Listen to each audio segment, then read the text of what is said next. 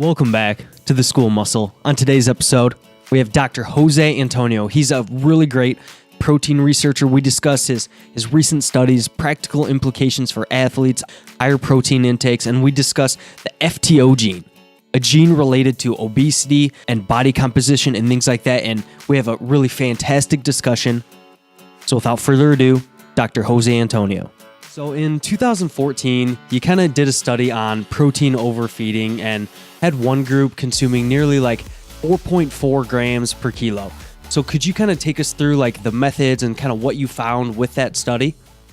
Yeah, the initial impetus for that study was really conversations I had with a lot of bodybuilders in terms of, how much protein do you actually eat a day, how you train and things like that. And I realized that no one has actually done or had actually done a study on bodybuilders consuming a high protein diet just to see what extra protein would do without actually changing training, because I wanted to just see just that one variable, what would happen. And so, we decided if we're going to go high, let's go really high. I mean, some people say, well, if you're over 1 gram per pound or 2.2 grams per kilo, that's pretty high. But, let's double it. Let's go to 2 grams per pound, or in this case, 2.4 grams per kilo, over 4 grams per kilo, actually. And honestly, we didn't know what would happen. I think what's interesting is that we found that nothing happened, which is kind of interesting when you get trained guys and girls, they're already working out. The idea that you don't change training, but just eat more food. In this case, it was actually whey protein. It wasn't like they were eating more chicken or beef. They were actually just consuming more whey. They didn't gain any fat. They didn't gain any muscle. So that told us right there that, one, it's very difficult to get fat eating protein, even if you're eating in what would be considered a caloric surplus or what above and beyond what they're normally eating. It's just really difficult to get fat. So that was probably one of the more surprising things. And the response from so many people who were in social media was like, that's not even possible. How can you eat more protein, eat more calories, and actually lose body fat? And I mean, without a change in body fat. And I said, well, I don't know. I mean, we do the study, we measure the subjects, we get the data, and the data is the data. It's not like I can't tell the bod pod what to do. And at the time, we were using the bod pod to measure percent fat. So that's what we found is really kind of interesting.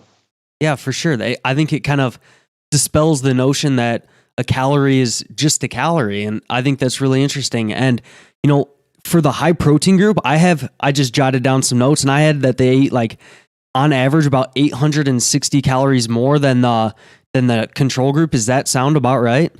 Yeah, when we crunch the numbers, and clearly, as you know, the way people record diet, it's not completely accurate. But then again, it's not completely accurate on both sides, whether it's the high protein group or the control group. So you have that issue. But yeah, the 800 calorie difference actually was what we measured. And, people are scratching their heads. Well, how can you consume 800 more calories, even if it is protein, and not gain any fat or gain any weight? And I think, we sort of came to the conclusion that, one, we know protein has a high thermic effect. So you're going to burn calories just from eating protein. The other thing, and this is more speculative, is that maybe all that protein somehow affects NEAT, or non-exercise activity thermogenesis. And we haven't measured that, so it's purely speculative, but in a way it makes sense. And because you can't store protein, you have to probably utilize it as fuel. It's not like carbs and fat, where you eat excess of carbs and fat, your body has a nice, easy way to store it. You can't store protein. Right. So you might have that increase in NEAT a little bit. And is there any other maybe potentially physiological, maybe more mechanistic reasons for why someone might not increase body fat when overeating on protein? Well, the other possible explanation had to do with maybe the people who are on the high protein diet may have overestimated their consumption. And so their appetite was actually suppressed, and they actually ended up eating less than they recorded, which is kind of odd, because typically with diet logs, if you look at enough of them, and I've looked at hundreds of these, rarely does anyone overestimate. Almost everybody underestimates food intake. No one ever says, you know what, I don't know if I had 2 or 3 chicken breasts, so I think I'll put 4. Normally It's like, did I have 2 or 3 chicken breasts? I think I'll put 1.5. I mean, people are notorious for that. And in our studies, in general, women tend to underestimate it more than men, it just seems, because when you see how much they're eating, I'm like, there's no way you're eating that little for the amount of exercise you do and for the amount of muscle you carry. It just doesn't make any sense. Right. And do you think that a potential, I've seen criticism of some of these higher protein diets that, well, it's hard to really know if they're eating that much protein or if they're kind of just going with what the researchers are, if they want to like do the right thing by the researchers by saying they're having this protein and then not eating it. So what would you kind of say to that? Well, and this is where whenever you do a study, one of the most critical things, and it's almost overlooked by people who don't do research, is subject recruitment. You have to find subjects, one that I only work with trained people. So I get all the subjects I do for my studies. They all love to lift or they all love to run. Whatever training they do, they love to train. The other thing is most people volunteer for these studies because they love to consume protein. And what's interesting is people say, well, how do you know it's accurate in terms of how much protein that they logged in in terms of their diet? And we actually made it easy such that the only extra protein they're getting are from shakes. So it's not like they're eating more fish or more chicken or beef. It's basically have 2 or 3 extra shakes a day, and you know exactly what you're getting because you're the one scooping. You know, each scoop is 25 grams. So you do 3 scoops, that's 75 grams. It should be pretty close to what they actually are doing. So in that case, it's not like they're adding extra like animal products. You know, whether it's beef, chicken, or fish. It's just shakes. So, and that's easy to measure. Right. And does the study kind of provide this whey protein powder for them as well? Or how's that going to work on that end of thing? Okay. So it's not like it's costing them a bunch more money to eat this protein. Right. And in fact, that's a lot of my subjects volunteer precisely because they're like, wow, I don't have to buy my own protein. Okay. I'm in your study because in their eyes, they're like, I'm going to eat protein anyways, but in this case, I'm going to eat more of it, which is fine. So they, for whatever 8, 12 weeks or however many weeks we do it, they basically don't have to buy any whey protein, which is kind of nice for them. Yeah, for sure. I think that would sound like a good setup for me anyways. So exactly. See, if you were in South Florida, you could be in one of my studies. Yeah, unfortunately, I'm in Iowa right now, and today we had a high of negative 20. So that was fun. Wow, where in Iowa are you?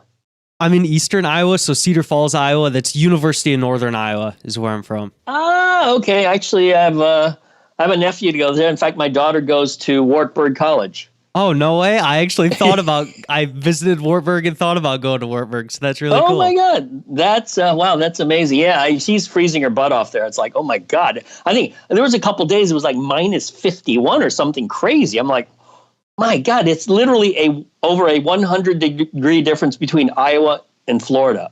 I'm like, oh my, 100-degree difference. That's crazy. It's ridiculous. I think the other day we had like a wind chill of like negative 50, like you said. And then this weekend it's supposed to be like 50 degrees. So we're having like 100-degree difference, but we're still only getting up to 50 degrees. So right. But that'll feel tropical. Oh, that'll feel like t-shirt weather for sure.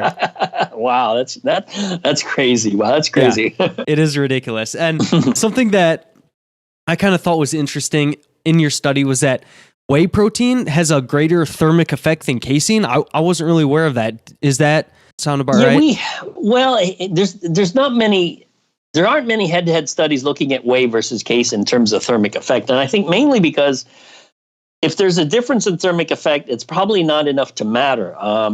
This was a long time ago. It might have been 6 years ago, looking at the thermic effect of whey, and we found that it went as high as 40%, which is actually really high. Yeah. But, I doubt there's that big enough difference between whey and casein where consuming whey over casein would matter in the long run. But those two are probably the most intriguing proteins precisely because the rate of digestion and absorption between whey and casein is so different that I've always tell people, probably your best bet is actually to combine the two. But I think people like the taste and the mouthfeel of whey protein over casein. People say casein's too thick. I mean, it's hard to drink. And I'm like, yeah, I guess it is. And I think that's why everyone loves whey protein. Yeah, I think it might be a little bit more difficult in your studies if it was just that thick casein that they had to drink every day. So. Oh, yeah. Oh, that's true. In fact, I had subjects who initially wanted casein and they realized that there's a difference between having one casein shake a day and having 4. Right. It's like, Yeah. okay, now I'm drinking syrup, it's so thick. For sure. And kind of after this study, you did a 2015 study, and it was in, they were following a more periodized program. So it kind of seemed like you controlled for the training part of it. So would you like to kind of take us through what you found with that study? Yeah, because in the first study, we didn't change training. We just said, eat a lot of protein. Let's see what happens. So we found that nothing happened. So, sports scientists always look at the combination of, training plus nutrition. So what happens if we change the way they train? And so in essence, we're providing two new stimuli. One is the new training program. The other is higher protein. But in this case, we dropped the protein intake to about 3 grams per kilo versus over 4 grams per kilo, because we found that, God, in that first study, we had a lot of people drop out. They basically said, I can't eat this, I can't drink this many shakes, and I can't possibly eat this much protein if it was from foods like chicken or beef. So they dropped out. They're like, they literally couldn't do it. And people are like, wow, it's that hard to eat a lot? And it's like, believe it or not, it is hard to eat a lot. So we decided, okay, to keep people from dropping out, let's drop the protein dose to 3 grams per kilo and then implement, a traditional split routine bodybuilding type program. And we actually found something interesting. So we have 2 groups. One group was about 2.2 grams per kilo, roughly. The other group was over 3 grams per kilo. They both gained the same amount of lean body mass. It was almost actually identical, which is kind of weird. But the amount of fat mass they lost was much greater in the high protein group versus, and I don't even want to say low protein group, because even the lower group was considered high. So right, I think it was around like 165 grams or something like that. So right. So it's sort of like we compared high to really high, and we found that the really high, they lost body fat. But again, we also changed their training. So there's something about eating the high protein diet and altering the way you train that may confer an effect in terms of losing fat mass. However, there seems to be a limit in terms of, if the goal is to gain lean body mass, there seems to be an upper limit where anything more than 2.2, 2.3 grams per kilo, maybe you don't need. But again, the flip side of that is you might lose body fat if you increase the intake. Really interesting. And did the group that ate a higher protein diet, did they also eat more calories and still see this decrease in body fat as well? Yeah, in fact, they ate more calories, but it wasn't like the first study. I think they ate roughly 400 more calories a day. So still a lot of calories, but it's not like they're eating donuts. But yeah, they lost body fat, and it sort of harkens back to the calorie in, calorie out conundrum, or these debates that you see frequently, misses the fact that when you intake protein, it also affects calorie output. It's not like putting money in the bank. You put money in the bank, interest grows. In fact, you almost could think of protein as not the best source of, if the goal is to store energy, like evolutionarily, we want to store energy in case there's a famine or you freeze your butt off in Iowa or something, So imagine you can't go to the grocery store for a month, so you got to live off your fat. Yep. Protein's not a good way to do that because you have to oxidize whatever excess you consume. So, in a way, evolutionarily, it makes sense that it's hard to either gain fat and it might be easier to lose fat if all you're doing is adding extra protein. Yeah, I think that makes a lot of sense, and it's just crazy to me to think that group had like 400 more total calories, and all this time we've been hearing, if you overeat your calories, you're going to gain body fat. And this group actually lost body fat. So that's crazy to me. Yeah. And in fact, we're not the only lab that's done this. There's a lab, Dr. Bill Campbell, University of South Florida. I think he's done similar work where, the added protein actually helps you lose fat, despite the fact that calories might be more. So, I think we're starting to look particularly at protein as the primary nutrient or macronutrient that drives fat loss. If the goal is to lose body fat, that might be really the primary nutrient. Yeah, I think that based on these studies, that definitely sounds like a reasonable conclusion to be had. And then kind of after this study, you kind of moved on to a 2016 study, and it seems like kind of the difference here was this was in like more trained individuals. And does that sound about right? Yeah, in fact, when you go through studies, typically you go through these steps where you do one study, it generates a new set of questions. You go to the second study, it generates a new set of questions. And then this one was, okay, why don't we get the most highly trained guys from that second study? And these are all male bodybuilders. And sort of as a sidebar, I want to say that our best subjects in terms of recording what they train, recording what they eat, have always been bodybuilders. Why? Because that's what they do. I mean, they're always very, very meticulous about what they eat because it's just part of the sport. So we got the most highly trained male bodybuilders, and we basically asked them to maintain a higher protein diet for 1 year. We initially started with 16 weeks, and then we carried it over to a year. And the primary purpose of that wasn't to see really body composition, because if you follow athletes over the course of a year, what you'll notice is that body composition tends to go up and down, and it tends to mimic the diet and training program of the time. And obviously, over a course of a year, it's going to change a lot. But what we wanted to find was, if you're consuming a high protein diet, how does it affect health? How does it affect kidney function, liver function, and things like that? And what do you know? We found it does nothing. I mean, of course, I sort of known this for 30 years. I think people in the bodybuilding world knew it for 30 years. Clinical nutritionists apparently don't know this, and they keep telling people it's bad for your kidneys. But after 1 year, nothing. There was no harm to renal function at all. So I mean, that might be the only study actually in trained people eating a high protein diet looking at renal function. So. Cool. So the main finding from that study was more so along the lines of it's probably a pretty healthy practice rather than like any particular body composition changes and stuff like that. Yeah, it's definitely that. And we actually did a 2-year follow-up. So we got of that group, I think half of them said, okay, well, you could follow me up for another year. So it'll be a total of 2 years. And again, 2 years, we didn't find anything. There was no harm to anything. And what's interesting is one of our more intriguing subjects, he consumes about 5 grams per kilo. Wow. And that's his normal intake. In fact, if he drops to 4, he's like, bro, this is too low. I need more protein. Yeah, it's like, holy crap, I don't know how you eat that much. So 5 grams per kilo, he's been doing this for years.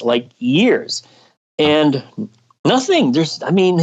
Everything's fine. I mean, and people say, well, how do you know things don't change in 20 years? And the answer to that is, well, I guess I don't know, because I don't know any human beings that consume 5 grams per kilo other than him. So, I mean, right. I guess we'll find out in 20 years. But for the people who consume, let's say 2 to 3 grams per kilo, I'm like, yeah, they're fine. I mean, that's basically getting a couple extra shakes or eating a couple extra chicken breasts or a big steak. I mean, people think it's just a lot of protein, but in fact, it's not as much as you think. I mean, it's just that here's the thing.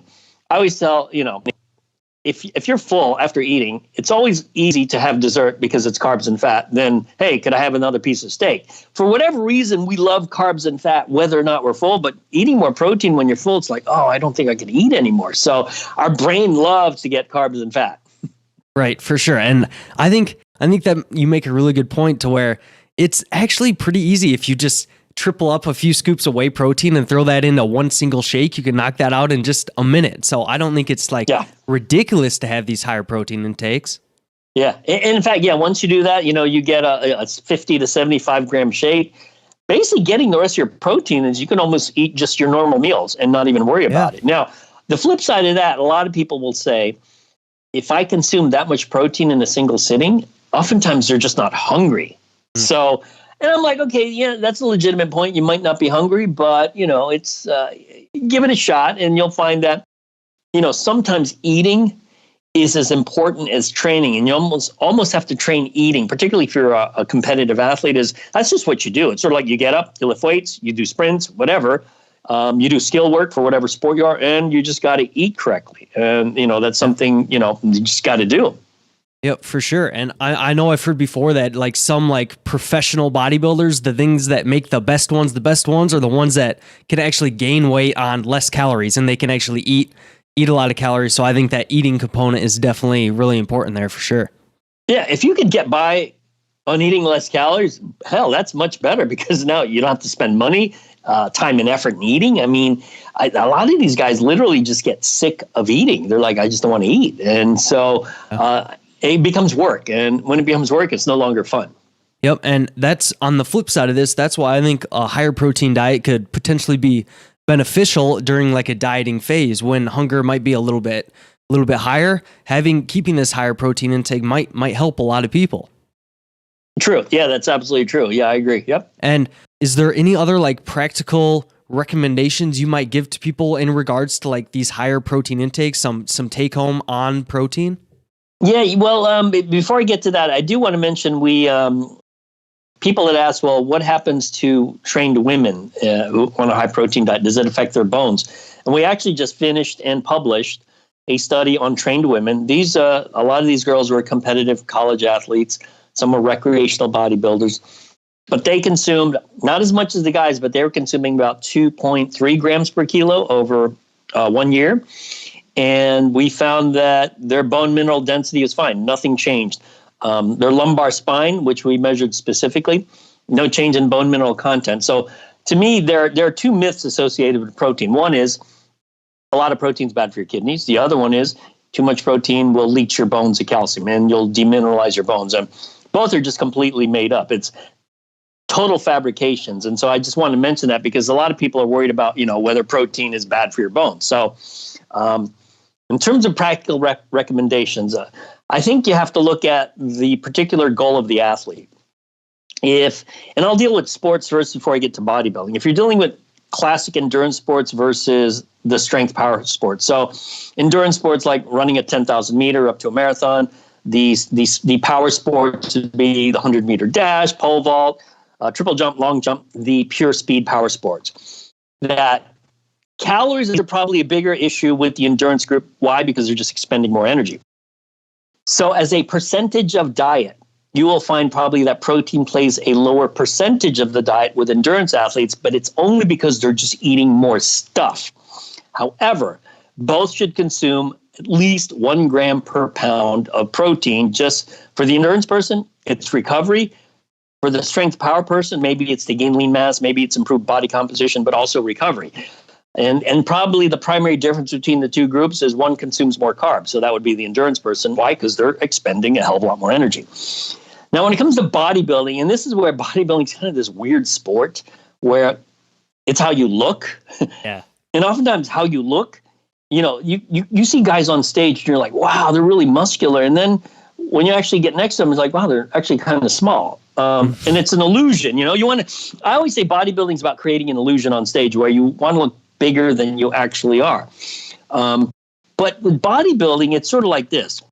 The goal is to gain lean mass and then sort of make yourself look pretty. I mean, it kind of simplifies it too much, but that's really what you're doing. So to gain lean mass, obviously you got to train, and there's multiple ways to gain lean mass. It could be high weights, lower volume. It could be high repetitions and high volume. So the nutrition side, how much protein should you eat? Well, it seems like, around 2.2 to 2.3 grams per kilo might be all you need. Do you need more than that? And again, for bodybuilding, because part of it is losing body fat, it may help to actually increase intake to help body composition, not necessarily increase lean mass, but to decrease fat mass. So people focus so much on increasing lean mass, but let's face it, again, bodybuilding the goal is to create an illusion that you're much bigger than you are. And part of that is losing fat mass. Right. So you think that for a bodybuilder, maybe more so for the fat loss portion of the sport to improve body composition, that this higher protein intake is probably a pretty decent idea? Yeah, and I think it is. And in a way, a lot of bodybuilders have adopted it. And I think the question is, what's the upper limit? Because obviously there's a cost to this. It's not like bodybuilders are rich and they can just buy as much protein as they want. Right. A lot of them get sponsored and they might get free protein, but there's a limit to it. But we don't know what that upper limit is. And I think, people play around with super high doses. I mean, the worst thing that can happen is you just oxidize the extra protein. But yeah, finding that upper limit would be interesting.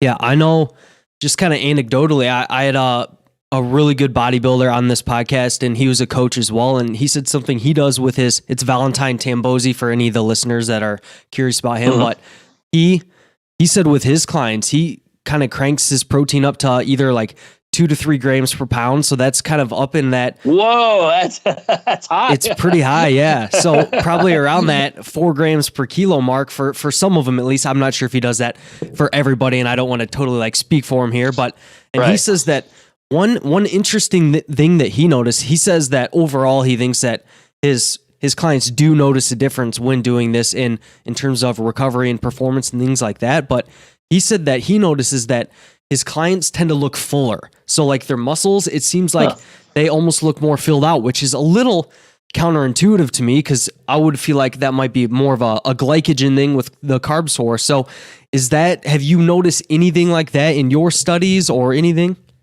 No, I haven't noticed that. And actually you're dead on, because if someone says they look fuller, the first thing I would think is, oh, they're glycogen loaded because you have extra water with glycogen, but not from eating more protein. So, but again, a lot of bodybuilding is illusion, because some people, they always say, hey, I wish I was in the kind of shape after the show when I ate some food and I looked fuller.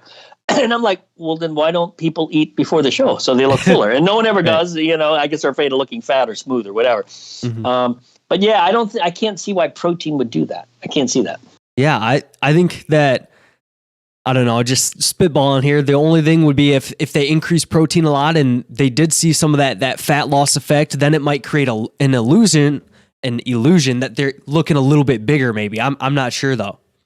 You know what? That's as good an explanation as anything else, because physiologically, it doesn't make sense that extra protein would make your muscles seem fuller. I mean, unless they're also sneaking in a donut here and there so that they're storing more glycogen. Right. Yeah. And, some things just don't tend to make a lot of sense, but we see them like eating 800 more calories in some of your studies and not seeing increases in fat. Like that seems crazy.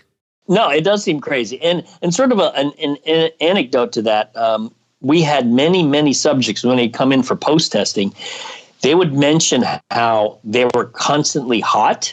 They would be constantly sweating, which of course is related to the thermic effect. Yeah. I had one subject, she said she would literally, to cool off, because we're in South Florida where it's hot anyways, but to cool off. Rubbing it a little bit more there. That's right. It's about 75 degrees outside, just so you know.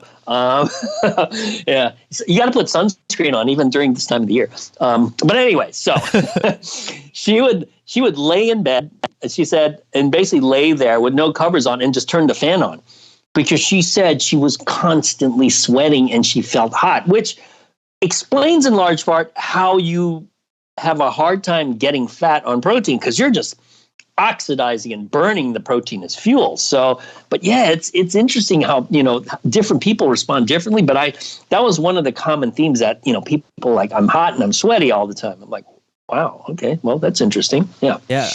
To me, that would seem to align really well with the theory that maybe your NEAT levels and your non-exercise activity is just kind of ramped up there quite a bit. Exactly. Yeah. Yeah, I would agree. Yeah.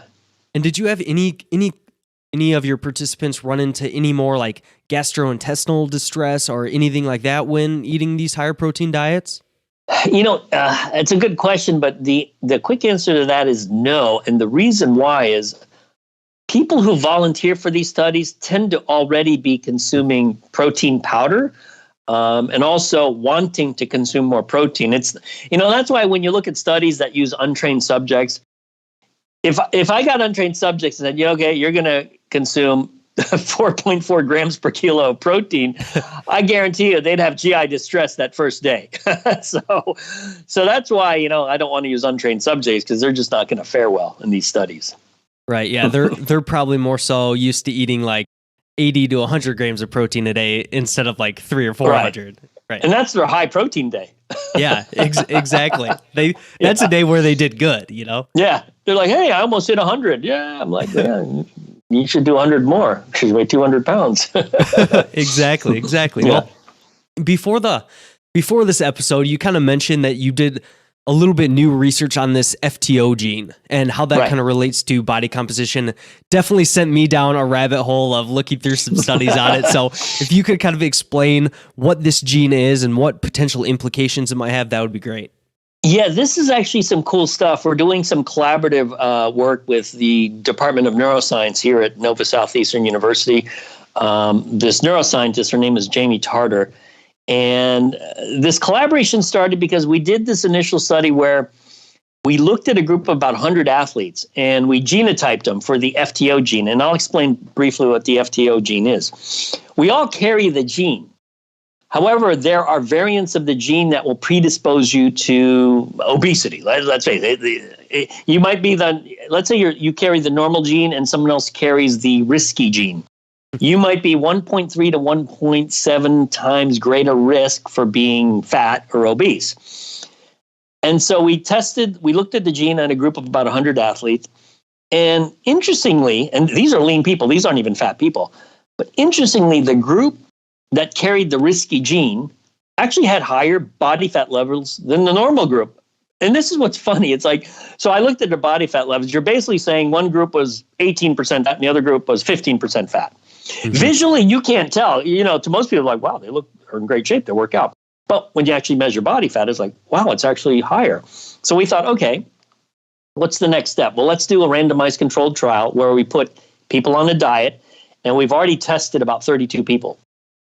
So we put a group of people and we said, we want you to cut your calories by about 20%, 20 to 25%. And keep your protein intake high because we don't want you to lose lean mass. So they're keeping their protein intake at about 2.2 grams per kilo, give or take. Mm-hmm. So for 4 weeks, they're eating much less calories. So what do we find? Well, we find that, when you cut calories, you lose fat. Isn't that amazing? If you eat less. Crazy. Despite the fact that people on social media is like, oh my God, I'm not eating anything and I'm getting fatter. I'm like, how's that even possible? But anyway, so it's just funny. I can't lose weight even though I'm not eating. So then everyone's losing weight, but is there a difference in the amount of fat that's lost if you carry the risky gene versus the normal gene? And interestingly, actually, if you were to guess, would there be a difference? Just guess. It's a coin flip. Man, so one of my guesses, my intuition would tell me that if you had the risky gene, the gene that might predispose you for obesity, that they would lose less. But they may also have a higher starting point of body fat, so they might have more to lose. So I'm gonna go with that they lost less, but I'm open to the idea that they lost more. Actually, the way you've worked it out in your head is actually really good. So first thing we looked at is what's the starting level of body fat? Because you're like, well, okay, well, if you have more fat, you have more fat to lose. There's no difference. So we found, okay, the starting level was not different. It might be the sample size is a little small. It means only 32 subjects. Okay, they're sort of starting out at the same spot. Now they go on a diet for 4 weeks. What we found was there's no difference in fat loss between those who carry the risky gene and those who are normal. It's kind of interesting. Here's the explanation. Okay, so what this gene does is, let's say, and I actually have the risky gene, and I think that explains why at a buffet I can't stop eating. It affects satiety. So your brain doesn't register feeling satiated as well as someone who has the normal gene. So you eat, you're like, I'm not full. I'm going to keep eating. Whereas someone is like, you know what? My brain says I'm full. I'll stop eating. So in the short run, anybody can cut calories and lose fat. 4 weeks is easy for most people. It's like, yeah, I can do that for 4 weeks. But if someone said, could you do this for 4 years? I guarantee you those who carry the risky gene, they might be able to do it for a while. And then after a while, their brain is saying, you know what? I'm still not satisfied. I need to eat more. So over the long haul, you'll find that those who carry the risky gene can't regulate their appetite as well as those who don't. And that's why I always say, in the short run, you could overcome genes easily. In the long run, okay, now it's difficult because now you're fighting your genetics. Wow. So basically, this gene is more so like affects your levels of satiety and things like that, rather than like something going on with maybe your NEAT levels or your metabolism or something like that. It's more so your satiety. In general, and without getting into too much of the biochemistry, there's actually different what are called SNPs, single nucleotide polymorphisms. Some that regulate the generation of brown fat. So this would be thermogenic. This particular one dealt with satiety. And in fact, the current study, we're actually looking at 3 different SNPs, or single nucleotide polymorphisms, looking at, okay, you have satiety, you have brown fat, you have these other ones where predisposition to diabetes, They all are related to each other. So typically, if you have one, you have the other. So if you're at risk here, you also are at risk there. And I think this is where it's tricky. It's like, so why are people so easily obese? Well, they're fighting their genetics. That's one. But then there are people who have the gene, the risky gene, and they are actually quite lean. So is it something with willpower? I mean, I don't know. If you put yourself in a position where your lifestyle makes it so that you don't expose yourself to those foods that might make you want to overeat, that's another thing. I mean, let's face it. We all have free will to buy whatever we want at a grocery store and at a restaurant. No one is forcing us to buy anything. Yet a lot of people who are obese typically purchase calorically dense and not nutrient dense, but calorically dense foods because why? It's palatable and we like the taste. So I sort of the bottom line, and this is more for, we've actually looked at some other genes for like athletic performance, but in general, I mean, genes can definitely limit you, whether it's the FTO gene, and we've actually looked at also the speed gene, the actin N3 gene. It's the gene for speed. However, training and, your lifestyle can, to some extent, overcome that. I mean, I always say you're not a slave to your genes, but your genes sort of like want to point you in a certain direction. Excuse me. And you have to decide if you want to go down that direction or that path. Right. Yeah, I think that makes a lot of sense. So you're not saying that it's 100% down to genes and that if someone has this gene that they're totally screwed then. Exactly. Yeah. Because, it's always an interplay of genetics and environment. It's just a question of, here's the thing, worry about the things you can control. You can't control genetics, but you can control your environment. So control it as much as you can. Yep, for sure. And that's something I remember when I was kind of coming up, I would be searching what is the genetic potential and stuff like that. And now I just realized like, dude, it's not worth worrying about because you can't change anything about it. Yeah, you can't change it. So, and here's the thing. People, in a way, they intuitively know, or they have an intuitive sense of, if I have the risky gene, the FTO gene, based on how they eat. I mean, there are people I know people who are perfect portion controllers. Literally, I've never seen them pig out, like ever. It's just like, wow, you eat and you're done and you don't really pig out on anything. Whereas me, I go to a buffet and I just want to keep eating and eating and eating. So there are people who like, you know what, food is great, but when I'm done, I'm done. I don't have to have like 2, 3, 4 servings or something, which I'm like, wow, that's pretty cool. Yeah. I'm a little bit envious of those people because I'm similar to you to where I feel like my appetite is unlimited. It almost seems like. Yeah. Well, you know what? Iowa has a lot of buffets. Yes, they definitely do. Yep. Definitely known for our good food here in the Midwest, for sure. In fact, if you, because I used to teach at the University of Nebraska in Kearney, and I was so surprised at how many buffets there are in Nebraska. I'm like, wow, every place is a buffet. Everyone just eats here. Everyone's big. We have nothing else to do over here. Hey, when it's cold in the winter, it's like you might as well eat, right? Stay warm. Exactly. Get that thermic effect going, That's right. Yep. And do you think that for the FTO gene, do you think that people should practically like be testing themselves to see if they have this gene and try to make different changes based on that? Or do you think that it has those implications? I always say it's always good to have information about yourself. So let's say you test for it and you don't have it. You don't have the risky allele. You don't have the risky gene. Then you say to yourself, okay, then why am I overeating? So at least you have that information. The flip side is you find out you have it. Now you might be at higher risk. So how am I gonna change my environment so that I don't increase the risk anymore? And I'm a big fan. Hey, the more information, the better, because then you can make an informed decision. Right. Yeah, I think that makes a lot of sense. I could kind of see it both ways to where maybe you don't want people to see it because then they could use it as an excuse all the time and then they just kind of rationalize it with themselves. But then again, I feel like most people that are going to be educating themselves on something like this would be intelligent enough to kind of use it as just information to help them rather than something that, like as an excuse or something like that. Yeah, to me, whether, if you genotype yourself, to me, it's information just like, if you want to know your body composition, if you want to know if your training program and eating program actually promotes a gain in lean mass and fat mass or loss of fat mass, measure it.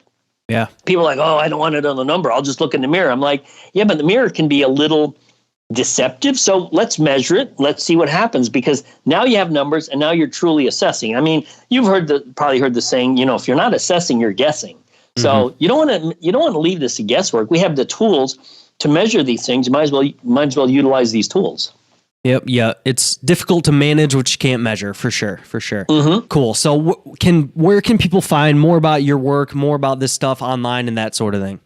Yeah, I think I do want to mention the ISSN conference, International Society Sports Conference, a sports nutrition conference. It's in Las Vegas this year, June 13th and 15th. I'll be there, of course. I help organize the conference.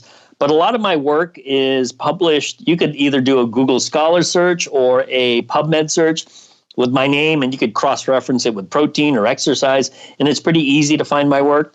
Also, I post a lot of stuff on social media so that people can see it on both Instagram and Twitter and Facebook. So, but I'm easy to find. I'm at Nova Southeastern University in sunny, warm Florida. For all you sunny, islands warm there. Florida. Yeah, and there's all these Canadians down here. You know that? It's like Canada Really? invades Florida in the winter. Yeah, it's really kind of weird. It's like all these license plates, Ontario, Quebec. I'm like, I thought they loved Canada, just not in the winter, apparently.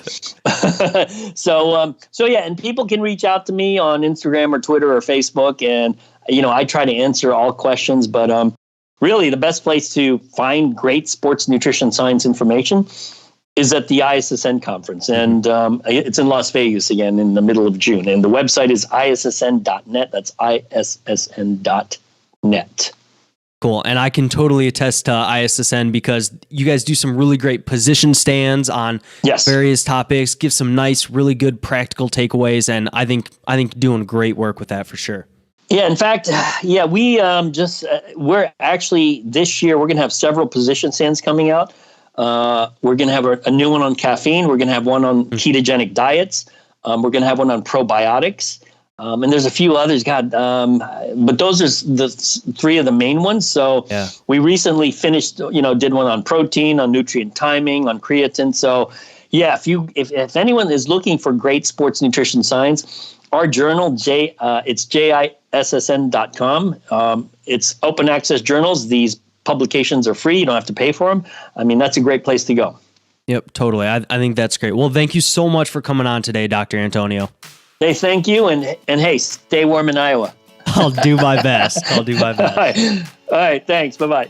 Thank you so much for tuning in to this episode of The School of Muscle. Make sure to go check me out at ryanjsalmon.com. If you're interested in coaching, make sure to go check out Dr. Jose Antonio, and I will see you in that next one.